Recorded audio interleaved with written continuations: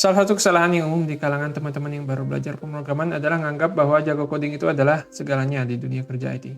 Konon logikanya, software engineer itu kan programmer, jadi yang penting tahu cara nulis for loop, cara bikin rekursi, cara bikin algoritma ini itu, bedanya array sama linked list, dan sebagainya, terus akan jadi software engineer jagoan. Ayo teman-teman, benar nggak ada yang mikir kayak gini? Hati-hati loh, ini anggapan yang salah. Coding itu cuma sebagian dari kerja software engineer. Dan semakin ke masa depan, bisa jadi porsinya akan semakin kecil. Kenapa? Karena software semakin ke masa depan akan semakin rumit. Kalau ingat, zaman dulu situs-situs sederhana banget, jadi memang masuk akal kalau semuanya dikoding oleh pembuatnya. Misalnya kalau kita lihat interface kayak gini yang ada di layar, ya memang dibikin sendiri dengan coding HTML-nya, terus ditambahin JavaScript dan CSS sendiri, terus jadi dah sebuah website. Backend-nya juga bisa di-coding sendiri, cukup tahu gimana cara muat apa yang perlu dikirim ke pengguna atau cara nyimpan ke database. Semua ini masih memungkinkan di-coding oleh satu tim rame-rame. Bandingkan dengan zaman sekarang, situs-situs sudah rumitnya bukan main. Mulai dari front-end biasanya harus ada menu interaktif yang berlapis-lapis, banner, notifikasi, bahkan fitur chat atau putar video, pencarian, ganti bahasa, masih banyak lagi. Ini masih baru fitur standar, belum fitur utama dari website itu. Belum lagi tampilan mesti cantik dan sesuai tren terkini. Dan tren tampilan website bisa berubah-ubah tiap tahun. Bayangin aja kalau kita bikin website gaya retro, website 90-an, pasti user bakal ragu situs kita bonafide atau bukan. Ini baru soal front end ya. Di back end juga udah rumit banget, mesti bisa distributed dan scalable, mesti jalan di data center, mesti bisa dibuka ribuan user per detik, mesti ada analitik dan eksperimentasi supaya kita bisa tahu dampak dari setiap fitur, keamanan juga mesti tingkat tinggi supaya pengguna nggak dihack, dan seterusnya. Ini semua baru sebagian kecil fitur standar yang harus ada di setiap website zaman sekarang. Apa masuk akal kalau satu tim bisa ngerjain semua ini? Jawabannya adalah enggak. Ini dari pengalaman saya sendiri, nggak mungkin satu tim bisa coding sebanyak ini dalam waktu singkat. Mungkin puluhan tahun baru jadi itu website. Padahal sekarang semua pengembangan harus serba cepat supaya produk kita nggak kalah dari kompetitor, supaya kita jadi duluan. Jadi gimana caranya? Jadi sekarang itu fitur-fitur standar ini udah nggak di-coding sendiri, tapi pakai platform atau library yang ada. Artinya pakai komponen yang udah di-coding sama pihak lain, tapi dibikin reusable atau siap pakai. Misal kalau kita mau tambahin fitur putar video ya di website kita nggak perlu lagi ngoding langsung sistem codec lah, atau cara bikin tombol play dan pause dan gimana cara interaksi dengan videonya lah. Pasti udah ada library atau fasilitas yang siap pakai untuk bikin video player di situs kita tinggal pakai aja. Atau kalau bikin fitur chat, kita nggak coding sendiri gimana cara pesan itu terkirim dari satu pengguna ke pengguna lain, tapi kita pakai yang namanya Chat SDK. Itu sebuah komponen siap pakai yang menyediakan fitur chat. Kalau teman-teman pernah dengar yang namanya Kiskus, itu perusahaan Indonesia, kebetulan saya kenal foundernya dan pernah main ke kantornya di Jogja, itu perusahaan penyedia Chat SDK yang dipakai banyak website. Jadi situs-situs atau aplikasi besar kayak Halodoc, Ruang Guru, BNI, fitur chatnya tinggal pakai buatan Kiskus yang siap pakai. Jadi situs-situs lain itu nggak perlu capek-capek coding sendiri fitur chat, yang pasti fitur chat itu kalau di coding pasti rumit banget kalau mau bagus. Jadi dengan itu situs-situs lain bisa fokus developernya untuk bikin fitur utamanya. Misalnya kalau BNI fitur utamanya adalah perbankan ya, sedangkan chat yang sifatnya adalah fitur tambahan tinggal pakai fitur yang udah jadi disediakan oleh pihak ketiga. Artinya apa?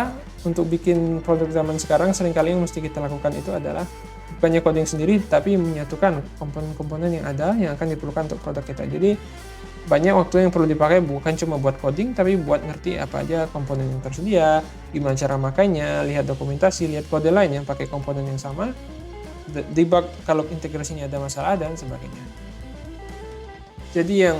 Jadi yang perlu repot-repot ngurusin implementasinya sebenarnya adalah pembuat SDK atau pembuat library itu aja. Sedangkan developer lain tinggal pakai aja dan cuma perlu ngurusin integrasi. Karena itu jarang sekali developer di produk itu harus ngurusin sesuatu kayak algoritma atau data structure di level yang rinci. Ini memang progresi dunia pemrograman terus berkembang, jadi dari level rinci, dari level bawah ke level yang lebih tinggi atau lebih abstrak. Kalau dulu misalnya, kalau teman-teman tahu sejarahnya, ada yang namanya assembly programming, yaitu kodenya itu harus sampai ngerti ke level detail banget, di mana instruksi-instruksi kita dieksekusi oleh prosesor sampai ke level prosesor. Terus habis itu muncul bahasa kayak C++, kita nggak mesti ngerti eksekusi di CPU lagi, tapi kita tinggal coding dalam bahasa yang relatif manusiawi. Terus muncul bahasa yang lebih gampang dipakai kayak misalnya Java, C# atau Python. levelnya lebih abstrak dibanding C++, karena selain bahasanya lebih manusiawi, kita juga nggak harus ngurusin lagi hal-hal dalam kayak pointer dan alokasi memori. Terus sekarang bukan cuma bahasa pemrogramannya yang enak buat dipakai, tapi udah banyak komponen-komponen, library lah, SDK lah, atau web service yang menyediakan fungsionalitas standar yang sering diinginkan oleh kita sebagai developer. Sehingga seringkali fitur kita nggak perlu coding sendiri, kita nggak perlu misalnya implementasi sendiri macam-macam algoritma lah, struktur data lah, biasanya ini udah pakai yang standar aja. Ini bagus sebenarnya karena kita nggak harus lagi mulai dari nol saat implementasi, kita tinggal pakai aja apa yang udah ada, udah terbukti performanya. Yang mungkin udah lama dipakai, jadi bug-bugnya yang kritis sudah dibenerin, walaupun mungkin masih ada bug-bug yang kecil. Untuk memanfaatkan ini semua memang ada codingnya juga, misalnya gimana cara manggil library-nya atau gimana cara ngirim request ke web API-nya dan proses hasilnya, pasti itu perlu coding juga. Tapi di luar coding, banyak waktu yang akan kepake untuk belajar dan mencoba mengerti semua library ini atau semua komponen-komponen ini. Karena itu menurut saya salah satu skill terpenting seorang software engineer adalah mampu belajar sesuatu yang baru dengan cepat dan juga dengan mandiri. Kenapa cepat dan mandiri itu penting? Karena seringkali proyek-proyek IT itu dinamis banget, jadi kita harus belajar sesuatu on the spot. Misalnya kita ngerjain proyek terus ternyata harus pakai teknologi A yang belum pernah dipakai di tim. Ya mau gimana? Harus belajar sendiri. Kalau nunggu ada kesempatan training ya nggak bakal sempat, proyeknya keburu telat. Kalau berharap diajarin bos atau mentor, ya selain mereka juga belum tentu tahu caranya, mereka juga nggak bakal punya waktu. Anak buahnya banyak, beban kerja mereka juga banyak di luar ngurusin kita. Mereka memang bisa ngebantu kita dikit-dikit kalau ada yang kritis atau penting, tapi nggak akan sampai bisa membimbing kita dari dekat. Jadi buat teman-teman, biasakan dan siapkan diri aja untuk belajar cepat dan mandiri sewaktu-waktu. Kalau nggak bisa gini, bakal susah untuk memanfaatkan kesempatan dalam karir. Terus apalagi skill yang mesti disiapkan? Menurut saya memecahkan masalah atau membuat pilihan saat nggak ada jawaban yang pasti. Ini sering banget ya dalam proyek IT. Misal contoh sederhana buat front end, kita mau pakai teknologi apa? Misalnya Angular atau React. Kalau teman-teman pelajari sebenarnya dua-dua ini ada kelebihan dan kelemahan masing-masing. Nggak ada ilmu pasti atau rumus yang bilang, oh kalau untuk kasus A pakai Angular atau kasus B pakai React. Tapi kita harus analisa situasi kita masing-masing. Dari segi teknis teknologi mana yang paling cocok dengan kebutuhan proyek kita, dan seringkali juga dari segi non-teknis ada faktor-faktor yang sangat penting. Kadang kedua faktor ini justru saling bertolak belakang, jadi kita mesti pilih pertimbangan mana yang mesti dikorbankan. Misal bisa aja dari segi teknis, teknologi A lebih cocok dibanding teknologi B untuk kebutuhan proyek kita, tapi di tim kita udah banyak yang mahir pakai teknologi B. Dan di satu perusahaan juga udah banyak yang pakai itu, jadi udah ada banyak infrastruktur pembantu untuk memakai teknologi ini. Sehingga kalau kita pilih teknologi B akan lebih dimudahkan, walaupun dari segi teknis ini bukan yang ideal untuk kebutuhan proyek kita. Jadi mana yang harus dipilih? Ini nggak ada rumus pastinya, dan disinilah saya bilang penting kemampuan kita untuk menilai dan membuat keputusan saat nggak ada jawaban yang pasti. Jadi kita nggak bisa selalu benar 100%. Seringkali kita udah mikir baik-baik, tapi ternyata setelah dieksekusi ada masalah dengan pilihan kita.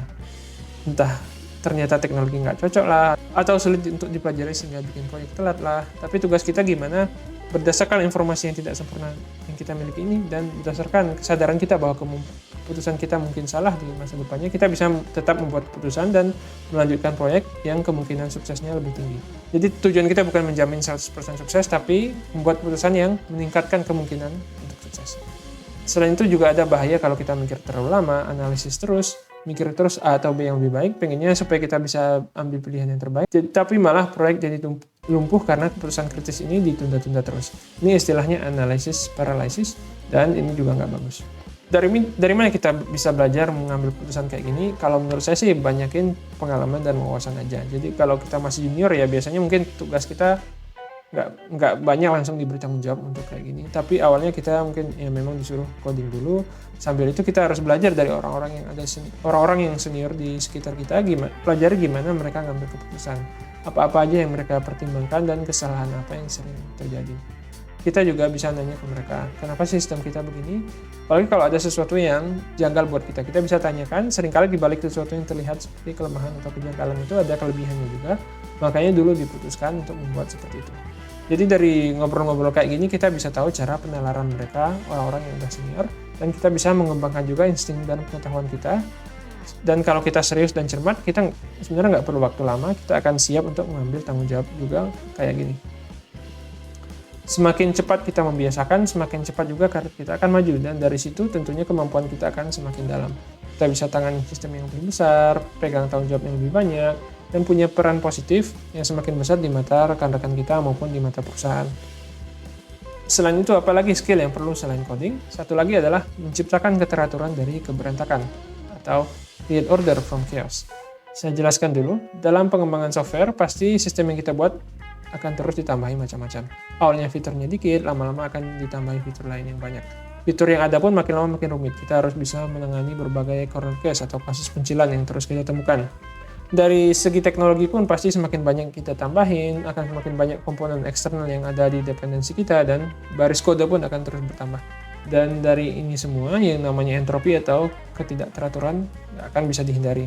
Semakin banyak baris kode, semakin banyak if statement, semakin banyak dependensi atau rantai ketergantungan, maka kode kita makin lama akan makin gemuk, susah dibaca dan dipelihara. Rancangan atau struktur yang mungkin kita buat mulus banget di awal akan banyak dinodai oleh pengecualian, kode spesial, pengulangan kode karena hasil copy paste, atau kode buruk yang harus buru-buru ditambahin karena ngejar deadline. Jadi nggak sempat bikin kode yang bagus. Jadi memang ada tendensi natural untuk kode kita ini semakin lama akan semakin berantakan. Sama kayak misalnya kalau kita baru check-in ke hotel, semuanya rapi, tapi setelah kita pakai kamarnya sebentar, barang-barang kita jadi ada di mana-mana, ada sampah atau sisa makanan yang jatuh, dan sebagainya. Dalam kode juga kayak gitu, gampang sekali sesuatu yang awalnya teratur jadi berantakan seiring berjalannya waktu. Sedangkan sesuatu yang berantakan nggak akan mungkin jadi teratur dengan sendirinya. Butuh usaha, dan kalau dalam kode butuh skill yang khusus banget. Usaha dan skill ini namanya refactoring, yaitu perubahan dalam kode yang tujuannya untuk tidak mengubah fitur atau perilaku sistem secara eksternal, tapi sekadar mengubah untuk menata ulang supaya lebih rapi. Ini sesuatu yang harus dilakukan terus-menerus, jadi sambil coding, kita sambil bikin fitur atau perbaiki bug yang jadi tugas kita harus juga cari kesempatan apa yang bisa direfaktor atau ditata ulang supaya lebih rapi. Dengan gini, kerapian sistem kita akan terus terjaga, dan dengan itu sistem kita akan bisa terus produktif. Bisa semakin bersih atau semakin rapi strukturnya, kita akan bisa inovasi dengan lebih cepat tanpa terhalang kerapuhan atau kelambatan yang diakibatkan oleh struktur kode yang berantakan. Gimana kita belajar caranya? Kalau refactoring ini sebenarnya udah lumayan banyak dipelajari dan ada pakar-pakarnya, sampai ada buku yang lumayan klasik, misalnya buku refactoring dari Martin Fowler atau buku Clean Code dari Robert C. Martin. Ini semua bisa teman-teman pelajari, ada pola-polanya dan tips-tipsnya, tapi yang nggak kalah penting harus dipraktekkan juga di dunia nyata. Karena kalau baca-baca doang, materi-materi di buku ini akan terlihat kalau nggak obvious banget atau malah abstrak banget. Jadi nggak begitu berguna. Baru kalau kita udah coba praktekkan di proyek beneran, disitulah kita akan tahu tantangan dari melakukan refactoring, dan kita bisa apresiasi keindahannya kalau kita udah berhasil melakukannya. Oh ya, walaupun topik video ini adalah jago coding aja nggak cukup, tapi bukan berarti codingnya sendiri itu nggak penting ya teman-teman. Coding tetaplah skill pokok atau inti seorang software engineer, jadi jangan dilupakan. Sama kayak kalau saya bilang pakai baju nggak cukup karena kita harus pakai celana dan sepatu juga, bukan berarti teman-teman keluar rumah nggak pakai bajunya, nggak. Karena itu terutama buat teman-teman yang baru mulai karirnya atau baru belajar, asah terus kemampuan codingnya. Di luar itu barulah skill-skill yang saya sebutkan tadi. Semakin banyak kita melakukan proyek atau berinteraksi dengan rekan-rekan yang lebih senior atau mentor, di situ sedikit-sedikit kita akan mendapatkan skill-skill itu. Setiap proyek pasti ada kesulitannya. Kadang kita dibantu rekan atau senior, kadang kita pecahkan sendiri masalahnya, tapi dari ini semua kita dapat pengalaman, lama-lama kita jadi tahu polanya. Misal pola gimana memutuskan apa pakai teknologi A atau B, gimana kita menyisihkan waktu untuk refactoring versus mengejar deadline, dan seterusnya. Jadi jelas software engineer itu perlu skill yang jauh lebih luas dari jago coding doang. Ini salah satu alasan makanya di video sebelumnya ketika kita ngomongin robot AI yang bisa coding, yaitu GitHub Copilot, saya bilang kalau walaupun udah ada robot yang bisa begitu, udah bisa coding, bukan berarti tiba-tiba programmer dan software engineer manusia akan bisa digantikan, karena ada banyak skill yang perlu dimiliki selain jago coding, dan untuk saat ini saya yakin ini masih berada dalam ranah manusia. Kalau belum nonton video ini, coba klik sekarang, mungkin udah ada di layar. Itu dulu, mudah-mudahan bermanfaat. Kalau suka konten-konten channel kita, biasanya seputar tips karir di IT, wawasan-wawasan dunia IT, ataupun tutorial-tutorial pemrograman, silahkan subscribe supaya nggak ketinggalan konten-konten selanjutnya. Seperti biasa juga, silahkan komentar kalau ada pertanyaan atau saran untuk video ini, atau ada saran untuk apa yang akan dibahas di video selanjutnya. Terima kasih, sampai jumpa.